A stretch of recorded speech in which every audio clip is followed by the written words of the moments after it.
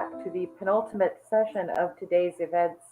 I'm really excited to introduce this next speaker. His name is Caleb Owen. He is a senior international relations specialist with the U.S. Department of Labor in the Office of Child Labor, Forced Labor, and Human Trafficking. And he's going to be speaking about beware of the vulnerabilities of our gold, diamond, and gemstone supply chains through the work of the U.S. Department of Labor. So I'm going to turn it over to you right now, Caleb, and I'll come back to help you with Q&A when you're done. Yeah, thank you so much, Andrea. I appreciate the introduction, and thank you everyone for the opportunity to participate in this, which is wonderful forum. I've enjoyed listening to today's, some of today's really rich discussions. And as Andrea noted, I'm Caleb Owen, and I'm the researcher for the U.S. Department of Labor's Office of Child Labor, Forced Labor, and Human Trafficking. I'm going to just cue up my slides for just one moment.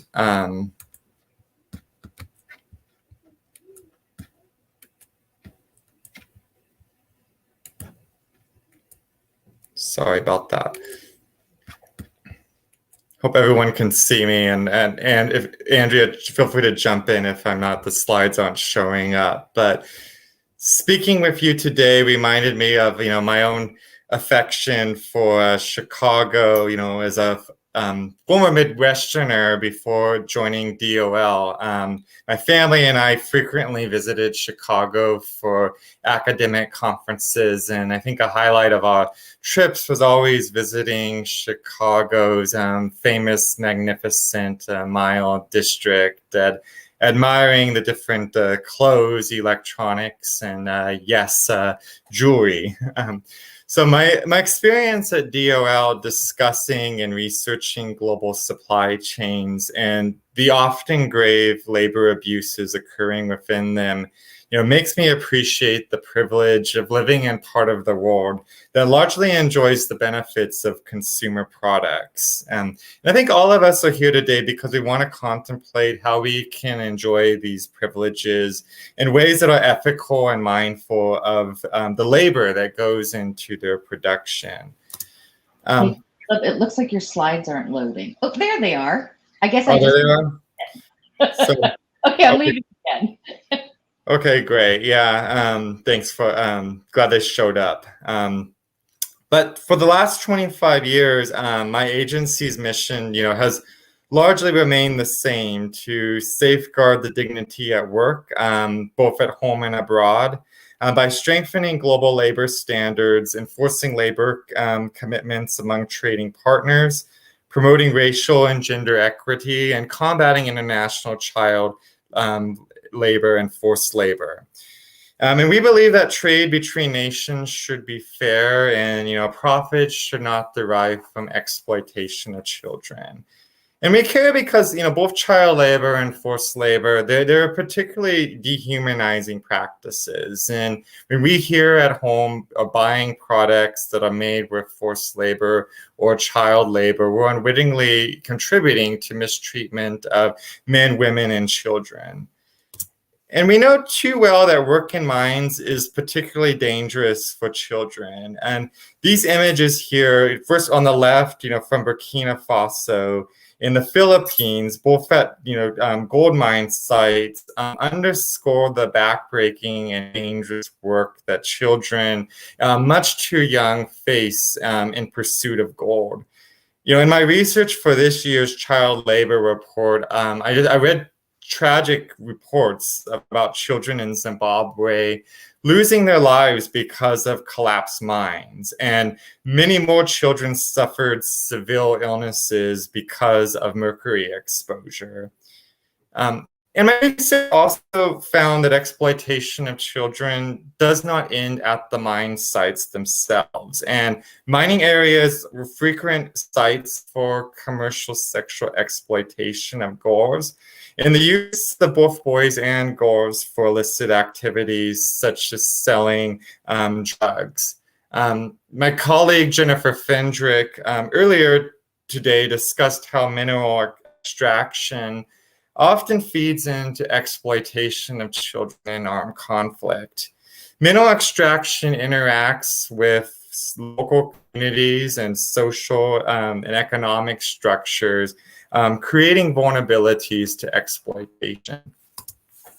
Indeed, our research highlights gold as among the most vulnerable supply chains for child labor exploitation. In fact, DOL's list of goods, which I will discuss in detail momentarily, identifies 22 separate countries in which child labor is involved in the production of gold, making it among our most commonly listed goods. And many of these countries feed directly into US supply chains. In 2020, the US imported over $2.6 billion of gold from countries listed by DOL for child labor. These statistics underline the global scale of child labor and forced labor exploitation in gold, and the particular vulnerability they have to US supply chains.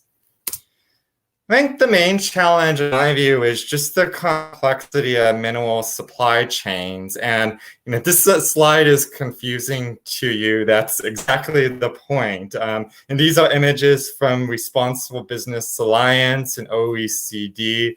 I think both underscoring both the complex ways that gold moves around the world and the various points of risk that occur as gold transforms from raw mineral to the finished products we see in jewelry.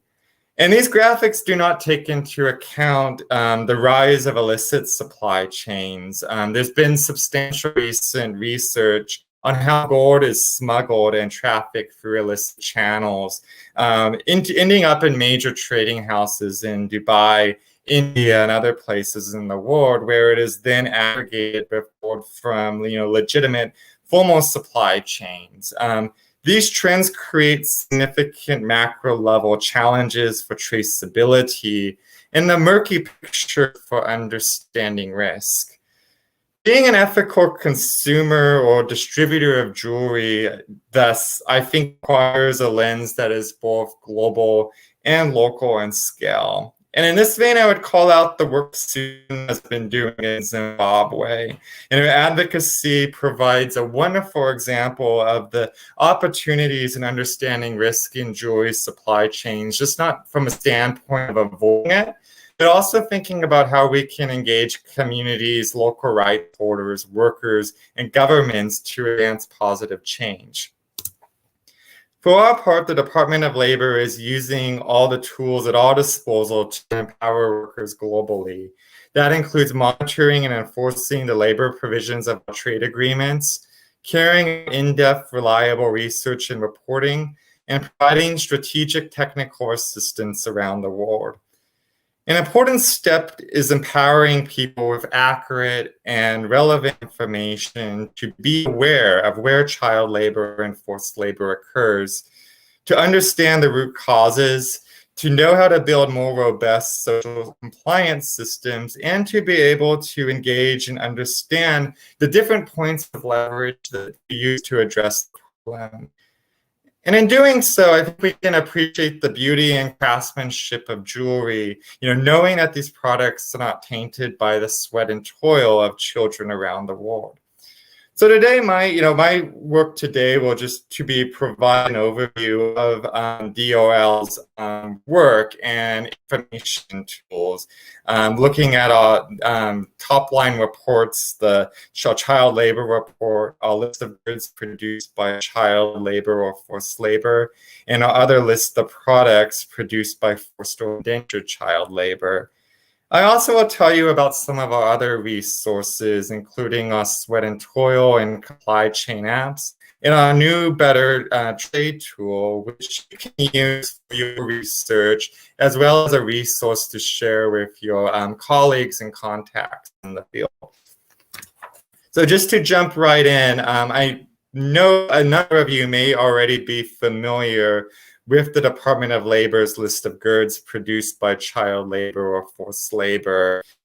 This is a list that we publish every 2 years in response to the Trafficking Protection Reauthorization Act, which mandates the Department of Labor to develop and make available to the public a list of goods from countries that we have reason to believe are produced by forced or child labor in violation of international standards, including to the extent practicable goods that are produced with inputs that are produced with forced or child labor. So we really, as I noted, publish every 2 years, with 2020 being our last full report of listed goods. I think we did do an update, off-year update in June 2021 with the addition of polysilicon from China. But the next publication of the full list will be in 2022.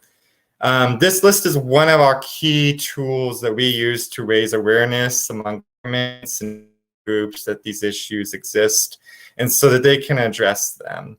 And just to give you a sense of what our methodology is, the list is backed by extensive desk research, including national labor surveys, news publication, reports, interviews with sectoral or human rights experts and other facing sources. Considering adding new goods to the list, we look at the strength and quality of the sources, finding corroborating information as much as we can, date of information, prioritizing recent information. We consider whether the nature of information aligns with international definitions related to child labor or forced labor. And finally, we look at whether the information demonstrates child labor or forced labor is occurring beyond isolated incidents. On the other end of the spectrum, we also look at removals, and sometimes we look at removing a good that's been on the list from it. So in considering a removal, we look at 3 facets. First, whether data indicates a reduction of child labor, forced labor in the production of a good to no more than isolated instances, whether there are sufficient governmental, private sector, or civil society mechanisms to assist victims or prevent reoccurrence of child labor, and finally, whether the information is independent and sort of free from bias or corruption. Our current composition of the list includes 40 different country good combinations related to jewelry. These include diamonds, emeralds and gems, gold, jade, rubies, sapphires, silver, tanzanite, and zinc. So in addition to the 22 country good combinations related to child labor in the production of gold, there are 6 good country combinations for child labor in diamond production involving the countries Angola, Central African Republic, Democratic Republic of the Congo, Guinea, Liberia, and Sierra Leone. The list also identifies forced labor in the production of diamonds from Angola and Sierra Leone. Finally, individuals in this session may also be interested in the list inclusion of rubies and jade from Burma, both for child labor and forced labor exploitation. So for each country good combination, you can access a bibliography which provides sources describing the nature of the exploitation and the significance of the problem. Publication of the list has resulted in new opportunities for engagement with foreign governments to combat forced and child labor. It also is a valuable resource for researchers, advocacy organizations, and companies, including some of you listening in today. In addition to the list of goods, DOL maintains a separate list of products produced by forced or indentured child labor. This list includes products in the source countries that we have reasonable basis to believe are produced by forced or indentured child labor. We update this list as we receive new information in response to a mandate on a presidential executive order. And so this list has some ramifications for U.S. procurement policies.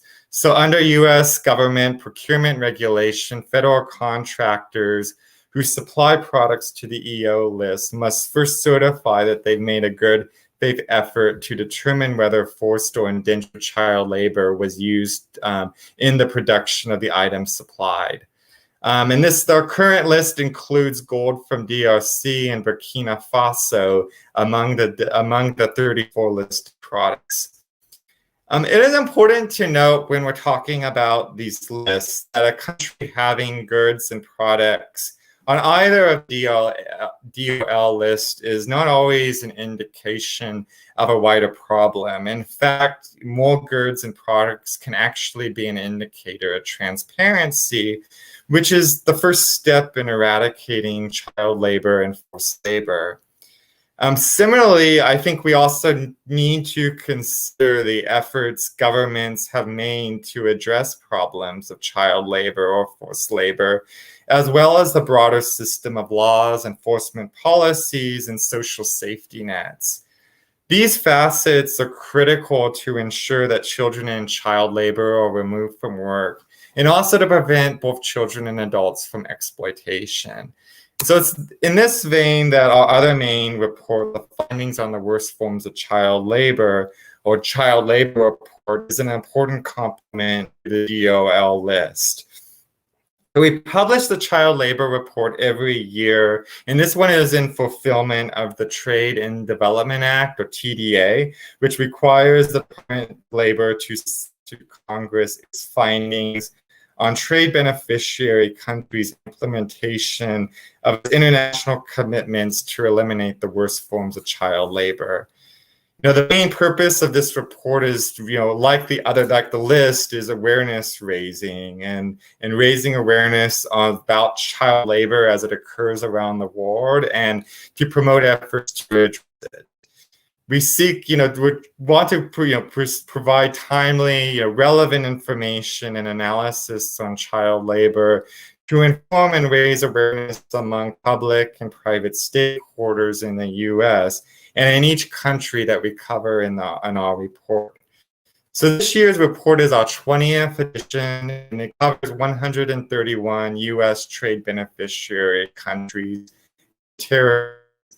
The report assesses each country on positive steps governments made to address child labor, as well as gaps in their efforts. And we also make recommendations for strengthening these efforts.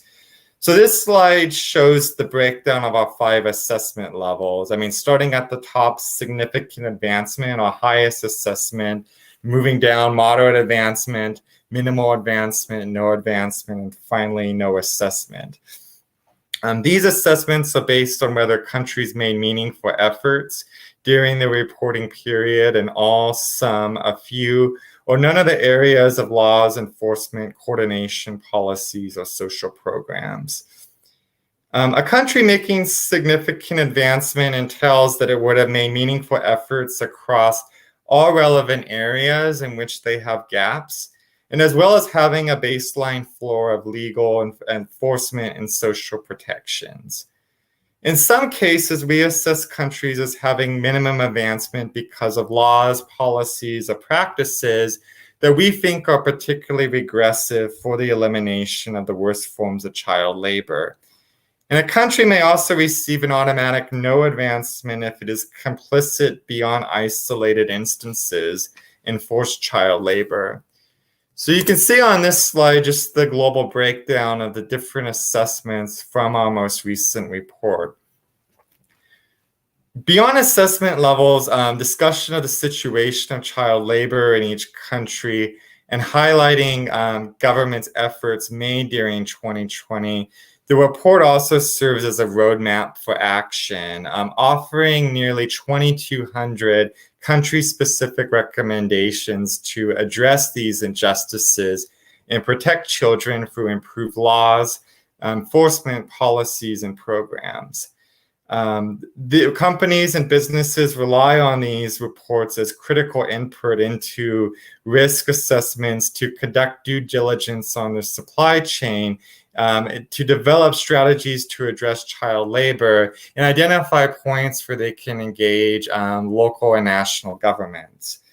So I'll say that a robust legal enforcement framework is important to both preventing child labor and removing those under exploitation. So of the country-specific recommendations in this report, more than 1,300 of them, or 60%, are directed at improving laws and strengthening enforcement.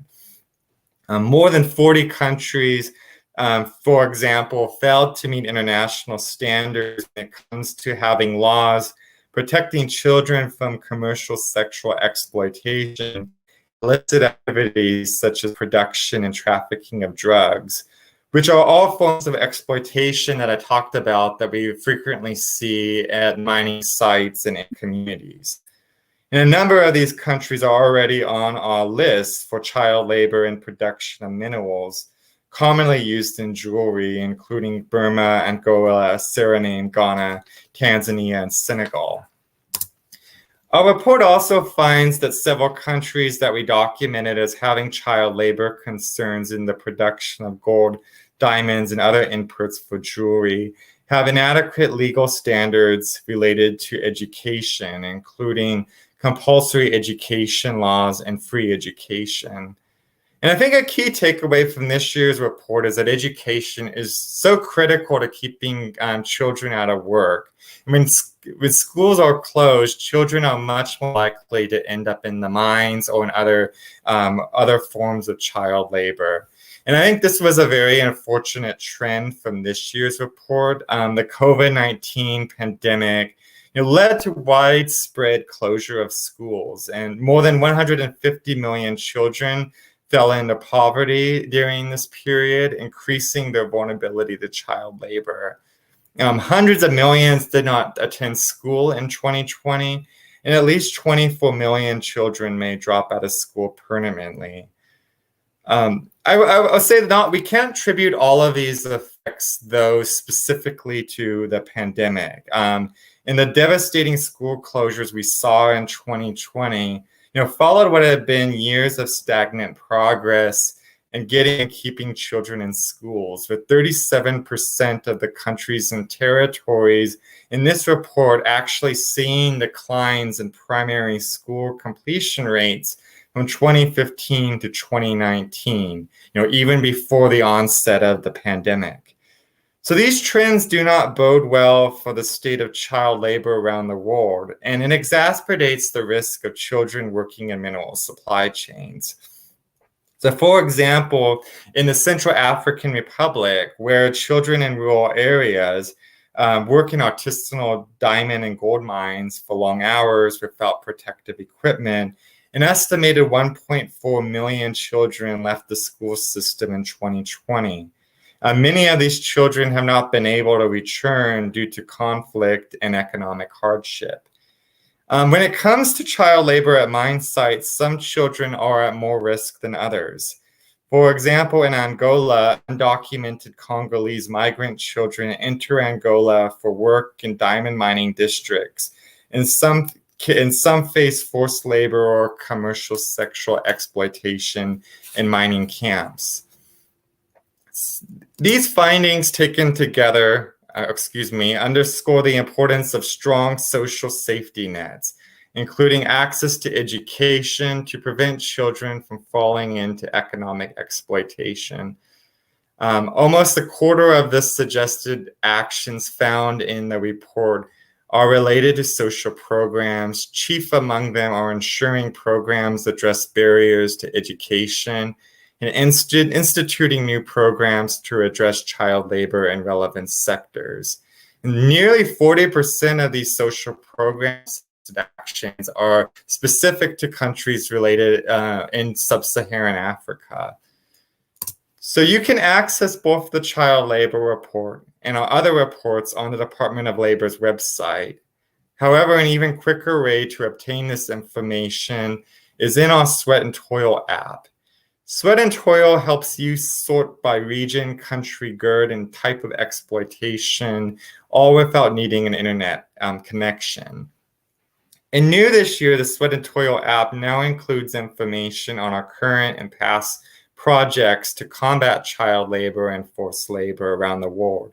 We're really excited about this enhancement, and I think it'll allow us to share more of our work to strengthen labor rights and combat child labor and forced labor around the world. Private sector leadership, as I know you all know, is critical in the global fight against child and forced labor. These labor abuses present serious and material risks to companies and industries. In this vein, we have another app called Comply Chain, which is an essential resource for companies and industry groups that do not have social compliance systems in place, or those needing to strengthen their existing compliance systems for global production. And Comply Chain provides practical step-by-step guidance on critical elements of an integrated social compliance system. So users, for example, depend on Comply Chain as a resource for best practices on identifying internal and external risks to global production, and also to help understanding what is a growing body of due diligence, literature, and legislation across the globe. We include examples of programs and practices that businesses and industry organizations are already implementing to respond to forced labor or child labor in global supply chains and develop robust social compliance systems. So this is actually an area we would welcome any information on best practices or examples you have and are willing to share to support the continued development of this resource. I'll say both the Sweat and Toil and Comply Chain apps are available for free on Apple and Google Play stores. And you can actually download, Comply Chain is actually available in multiple languages, including Spanish, French, and new this year, the Malay language. And this year, we are excited to introduce something new. This year, the department is launched its Better Trade tool as one of our 2021 data-driven initiatives. We developed the Better Trade tool to fill a gap that had existed between our research on labor issues around the world and an increased focus on global supply chain transparency and due diligence efforts. I think the biggest question was, how we can improve the way that our U.S. government partners, U.S. companies and businesses and other stakeholders can use our reporting in their decision-making or strategic planning. We developed this tool to address this need and provide users who are already familiar with our reports, which hopefully now you are, the ability to contextualize and quantify potential risk in supply chains. So the Better Trade tool is available on our website, which includes an overview of the tool, guidance on the tool and its features, and the Better Trade tool dashboard itself. Just to give you a bit of overview, the foundation of the Better Trade tool is our extensive in-house reporting on labor exploitation around the world, specifically the country GERD and labor exploitation pairings in our 2 list of GERDs. The second layer of this pyramid are harmonized tariff codes, which are, as many of you know, are essentially the language of international trade. Essentially, every GERD has a designated numerical code and a corresponding description. A critical element of our work included the classification of product descriptions as currently in our list to these harmonized tariff codes. This work was conducted in parallel to the development of the tool. This crucial step created a bridge from a good description such as diamonds to a harmonized tariff code, 5201, for example, that we could then look at U.S. import trade data to get a, picture about the way in which this listed GERD is impacting and flowing into U.S. trade. So to give you the top table of the dashboard, if you go into the tool, provides a summary level view for this year, whereas the bottom table offers additional details related to the specific tariff codes and their respective import value and volume, as well as the type, the year the exploitation type was added to the list. And the drop-down menus include countries, GERDs, and labor exploitations from our reporting and allow you to have custom search capabilities.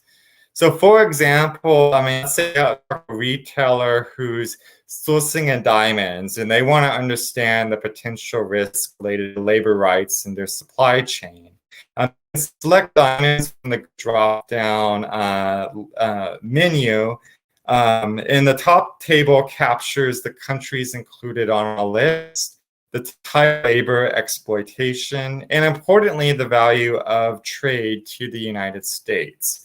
So in this example, we learn here that Angola, the DRC, Sierra Leone combined supply $20 million in diamonds to the United States. In the table below, the retailer can then get more detailed information on the type of diamonds imported into the US. As you see, some of the article descriptions can be quite specific. And perhaps this is an area we can benefit from all of your expertise in working within the supply chains and understanding the intricacies of the diamond production process.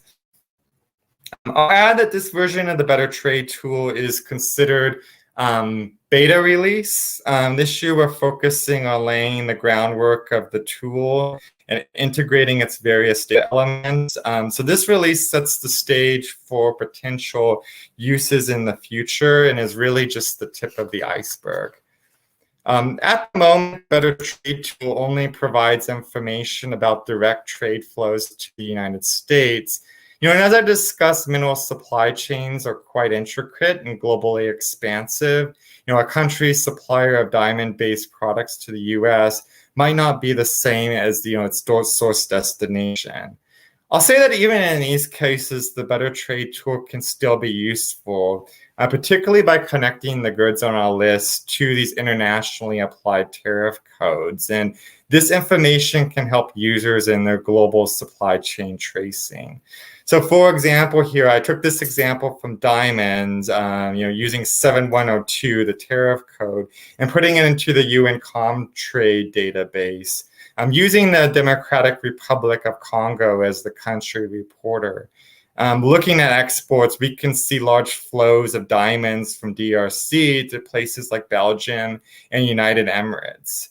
So retailers trading in diamonds in Belgium and the UE might factor into these considerations in their conversations with their suppliers.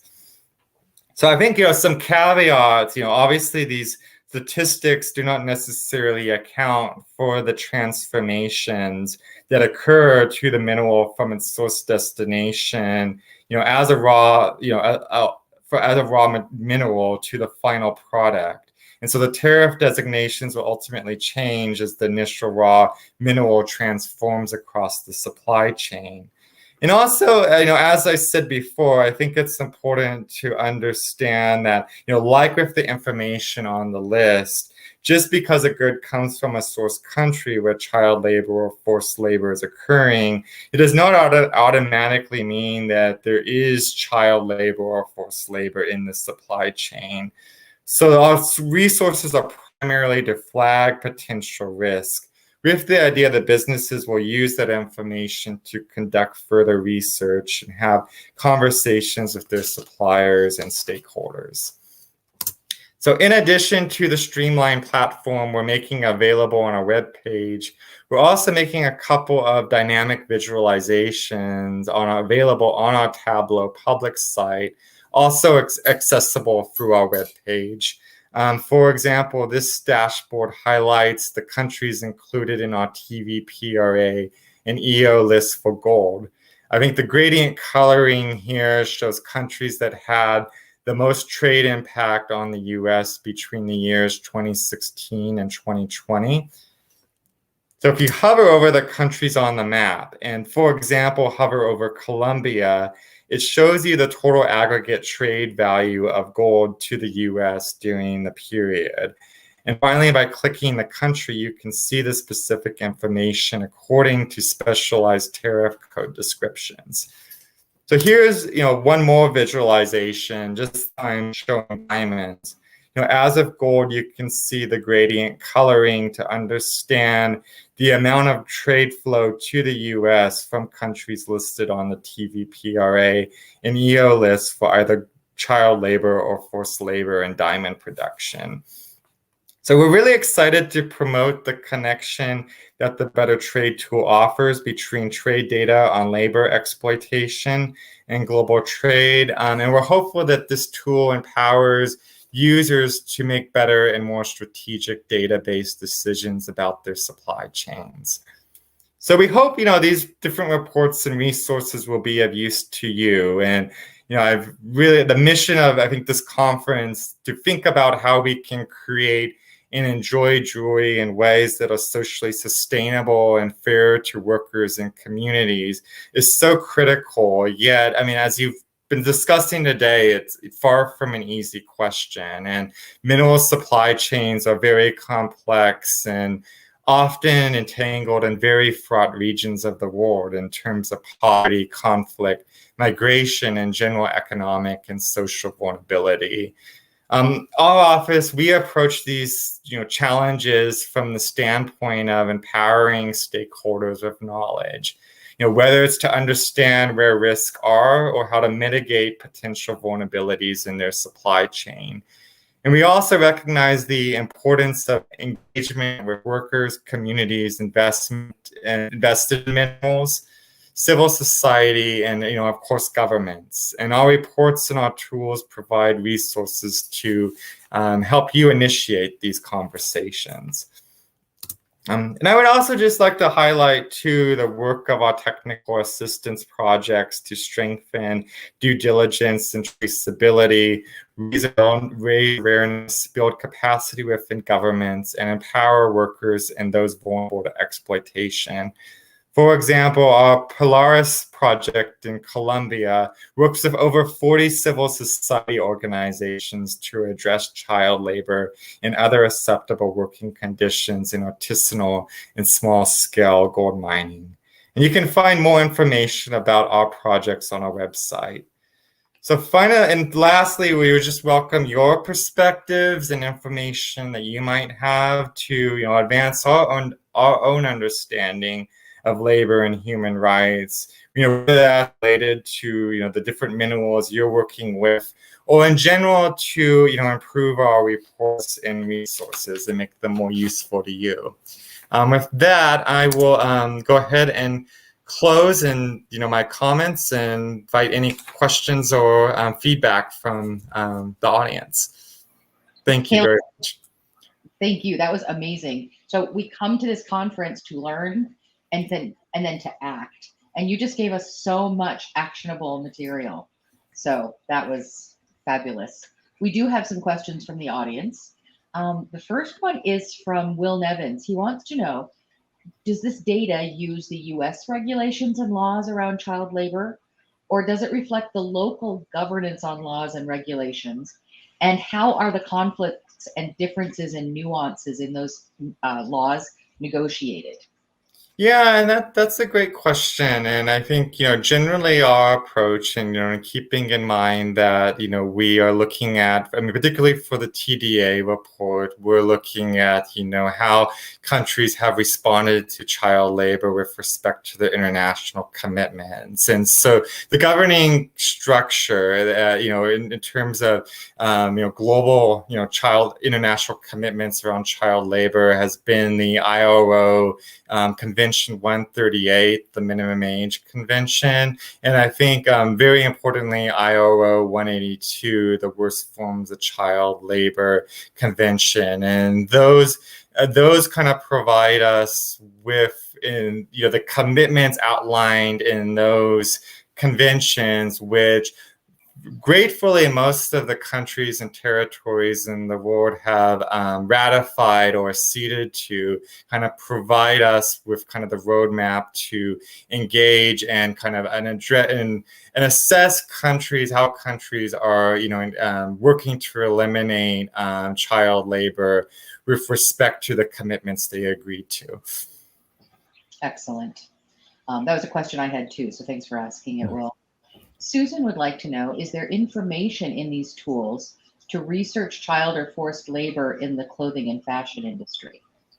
Yeah, I think that, there are. I think that One I would say is that I think the TVPRA list, highlights garments from a variety of different countries, and I think and textiles, and we also have done a lot of much reporting both in the list on things like cotton and other raw materials that sort of feed into kind of clothing supply chains. And so I would definitely encourage, I think end of day, I don't have specific examples to rattle off on the top of my head, but would definitely point you to like the TVPRA list, or even that sweat and toil list, where you can actually look up through sweat and toil, you can actually look up by GERD, and you can find the different countries that we have listed for it, and also kind of connections to the different country reports within our child labor report. It was interesting. I have the spreadsheet from downloading the, it's not the sweat and toil, but it was the first link that I posted in this chat from the Department of Labor. And I was sort of disheartened to see how many countries cotton still shows up in, because I know that apparel manufacturing, at least my awareness of it, was back when I was in the industry in the late 80s and early 90s, and we really were pushing hard back then, and still cotton shows up over and over again in that list.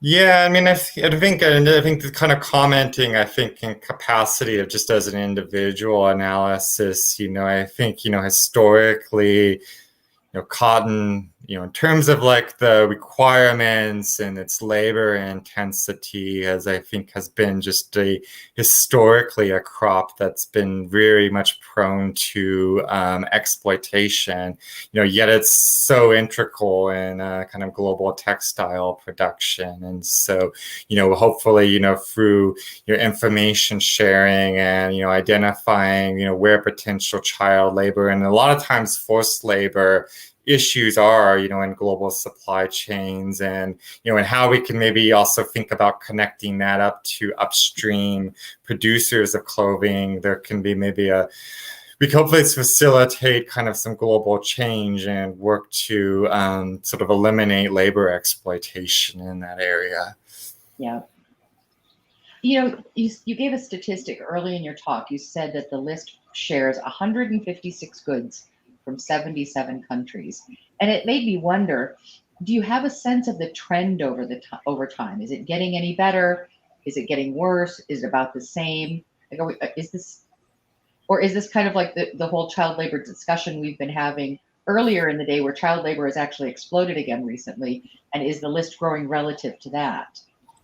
Yeah, I think that's a fantastic question, and I'm not the data guy at the Department of Labor. My colleague Claudia Reedy is, and she's happy to kind of put in touch with her.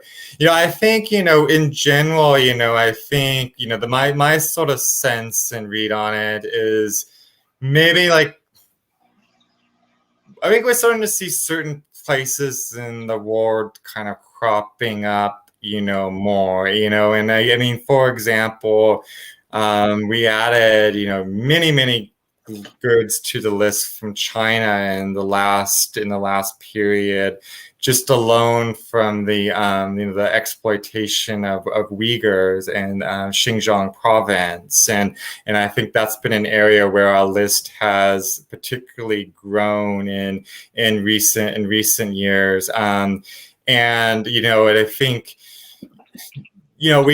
I think too, and part of it, I think too, one of the caveats too to keep in mind is, expansion of the list, as I noted, might not necessarily always be indicative of, countries, of child labor problem getting any better or worse in a country, but it could also point to actually improvements in transparency and reporting of child labor, and identifying and countries providing kind of honest feedback and honest assessments, and so I think that's kind of a caveat to keep in mind.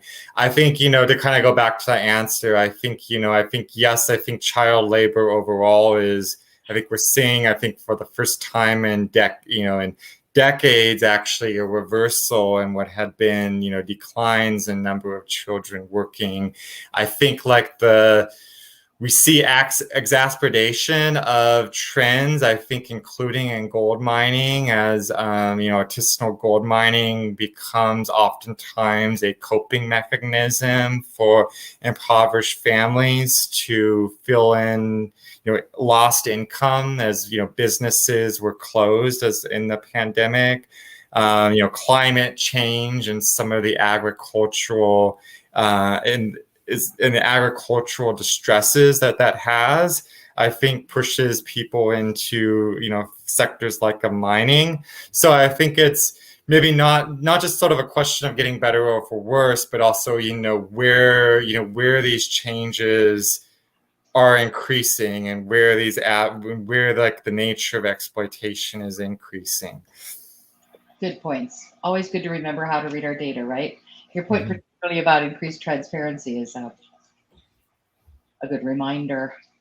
Well, I'm looking at the Q&A box. Do we have any other questions from the audience?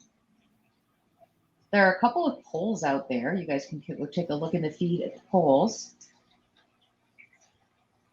But if there are no other questions, then I think we can let you off a few minutes early, Caleb, for hanging out and doing the latest session of the day. Do you have anything you'd like to close with? Anything you'd like to send us off thinking about?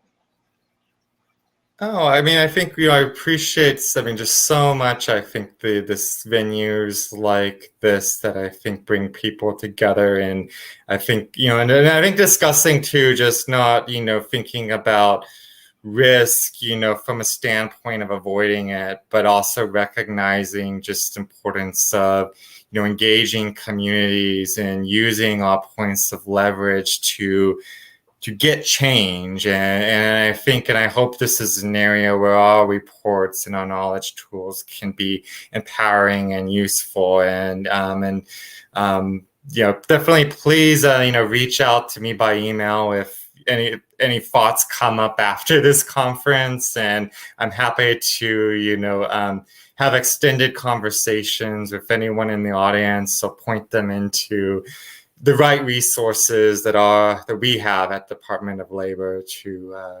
have dialogue or assistance. As points of leverage are concerned, you gave us some incredible ones. I know that I'm going to put the Sweat and Toil and Comply Chain app download links right on all my company's websites. And I know that in talking about purchasing with companies, which I do a lot of when I'm not doing this, we're going to be talking about using that better trade tool. And I think those are some things that all of us can adopt into our businesses and make better use of, so that we can influence others to look that way as well. Oh, yay. That's fabulous. Yeah. Thanks so much, Andrea. Oh, thank you. You've been great. And I can see from the chat box, everybody's very excited about the information you shared. So good job. Thank you again. And I guess it's time for me to wrap up the conference day, but I'm not going to say see you tomorrow. I'm going to say see you at our social hour.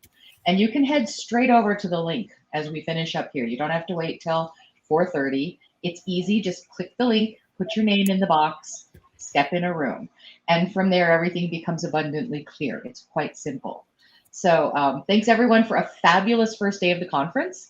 And to our speakers and to Caleb for bringing all of your incredible knowledge to us. We've all grown today. And I'll see you tomorrow because there's more of this to come. So good night, everyone. No, in a minute, everyone. All right, take care, everyone. Thank you.